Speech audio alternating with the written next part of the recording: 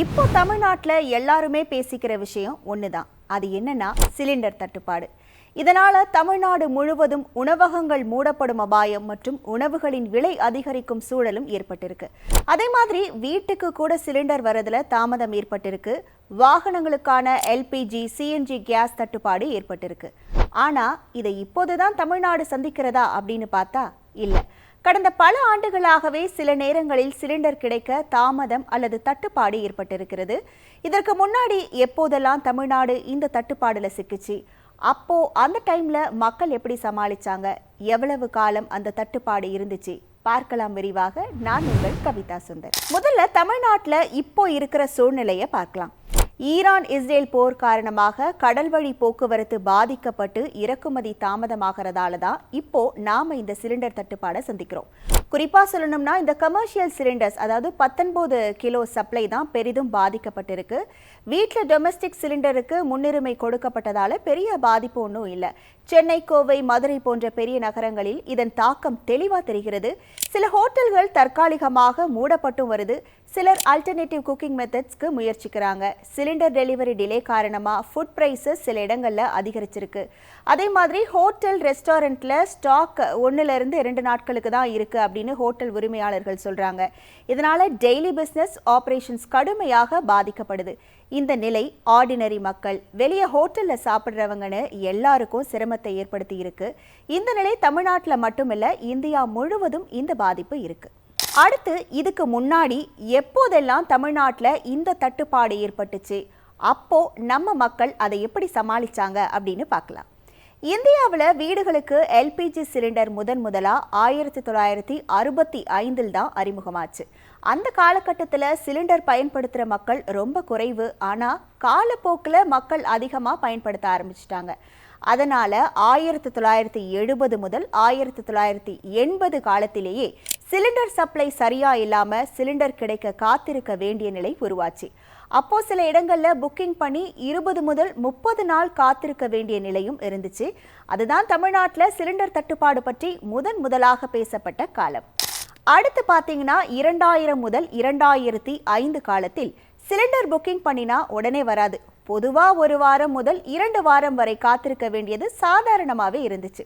சில நேரங்களில் குறிப்பாக பொங்கல், தீபாவளி மாதிரி பண்டிகை காலங்களில் டிமாண்ட் அதிகமாக இருந்ததால் 15 நாட்களுக்கு மேலே கூட காத்திருக்க வேண்டிய நிலை வந்திருக்கு. இதற்கு மாறா சிலர் மரவீச்சு அடுப்பு, அதாவது ஃபயர்வுட் ஸ்டவ் பயன்படுத்தினாங்க. மண்ணெண்ணெய் அடுப்பு, கெரோசின் ஸ்டவ் பயன்படுத்தினாங்க. கிராமப்புறங்களில் இன்னும் சிலர் கரி அடுப்பு, அதாவது சார்கோல் ஸ்டவ் பயன்படுத்தினாங்க. சில இடங்களில் எலக்ட்ரிக் ஸ்டவ் கூட பயன்படுத்தி இருக்காங்க. அடுத்து பார்த்தீங்கன்னா 2010 முதல் 2012 வரை இருந்த காலத்தில் சிலிண்டர் சப்ளையில் வேறு மாதிரியான சிக்கல் ஏற்பட்டுச்சு. அது என்னன்னா, அரசு சப்சிடி விதிகளில் மாற்றம் கொண்டு வந்தாங்க. அதோடு மட்டும் இல்லாமல் ஒரு குடும்பத்துக்கு ஆண்டுக்கு 6 முதல் 9 சிலிண்டர் வரை தான் சப்சிடியுடன் கிடைக்கும் அப்படின்னு லிமிட் வச்சாங்க. இதனால் பல குடும்பங்களுக்கு சிலிண்டர் போதாமல் போனது. கூடுதலாக சிலிண்டர் வாங்க வேண்டும்னா சப்சிடி இல்லாமல் அதிக விலையில் வாங்க வேண்டிய நிலை வந்துச்சு. இந்த சூழ்நிலையால் சில இடங்களில் பிளாக் மார்க்கெட் கூட அதிகரிச்சுது. சிலிண்டர் கிடைக்க காத்திருக்க வேண்டியதோடு சிலர் அதிக விலைக்கு வாங்க வேண்டிய நிலையும் ஏற்பட்டுச்சு. மக்கள் மத்தியில் சிலிண்டர் விஷயம் பெரிய அளவில் பேசப்பட்ட பிரச்சனையாக மாறுச்சு. அடுத்து 2013 2014 ஆண்டு காலத்தில் அரசு டிபிடிஎல், அதாவது direct benefit transfer for LPG திட்டத்தை அறிமுகப்படுத்துச்சு. இந்த திட்டத்தில் சிலிண்டர் வாங்கும்போது சப்சிடி நேரடியாக பேங்க் அக்கவுண்ட்டுக்கு போகும் முறையை கொண்டு வந்தாங்க. இந்த புதிய முறைக்கு மக்கள் பழக ரொம்ப நேரம் எடுத்துச்சு. புக்கிங் சிஸ்டமிலும் சில மாற்றங்கள் வந்துச்சு. அதனால சில இடங்களில் டெலிவரி தாமதம் ஏற்பட்டுச்சு. சிலர் பேங்க் அக்கவுண்ட் லிங்க் பண்ணாததால சப்சிடி கிடைக்காமலும் சிக்கல் ஏற்பட்டுச்சு.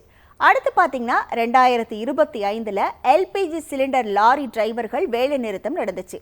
அதனால சில நாட்களுக்கு சிலிண்டர் போக்குவரத்து பாதிக்கப்பட்டுச்சு. சிலிண்டர் கிடைக்க மக்கள் பொதுவாக 3 முதல் 5 நாட்கள் கூடுதலாக காத்திருக்க வேண்டிய நிலை ஏற்பட்டுச்சு.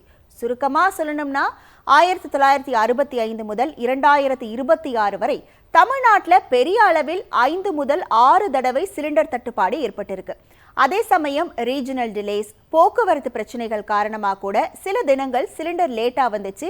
பண்டிகை காலம், அரசு விதிகள் மாற்றம், டிரைவர் வேலை நிறுத்தம், உலகளாவிய எல்பிஜி சப்ளை சிக்கல்கள், இந்த எல்லா காரணங்களாலும் சிலிண்டர் தட்டுப்பாடு ஏற்பட்டிருக்கு. இந்த தட்டுப்பாடு எப்போது சரியாகும்னா ஈரான் போர் எப்போது முடிவுக்கு வரும்னு பார்க்கணும். நிபுணர்களின் கணிப்புப்படி இந்த போர் இன்னும் சில வாரங்கள் அல்லது 1 முதல் 3 மாதங்கள் வரை நீடிக்கலாம்னு சொல்றாங்க. போர் நிறைவுக்கு வரும்போது, டிரான்ஸ்போர்ட் மீண்டும் இயங்கும் போது, குளோபல் எல்பிஜி சப்ளை திரும்ப வரும்போது மட்டுமே சிலிண்டர் சப்ளை சீராக இருக்கும். இதனை நாம் பொறுத்திருந்து தான் பார்க்க வேணும். 1,26,00,000 மனங்களை வென்ற தந்தி டிவி யூடியூப் சேனல். தவிர்க்க முடியாத தம்ப்நெயில்ஸ், கலக்கலான கான்டென்ட்ஸ். நீங்களும் இந்த குடும்பத்தில் இணைய இப்பவே சப்ஸ்கிரைப் பண்ணுங்க. அசுரபலம் கொண்ட எங்கள் டிஜிட்டல் கரங்களில் உங்கள் விளம்பரங்களை சேர்க்க வாட்ஸ்அப் பண்ணுங்க. 8939888838. Email advttv@dttv.in.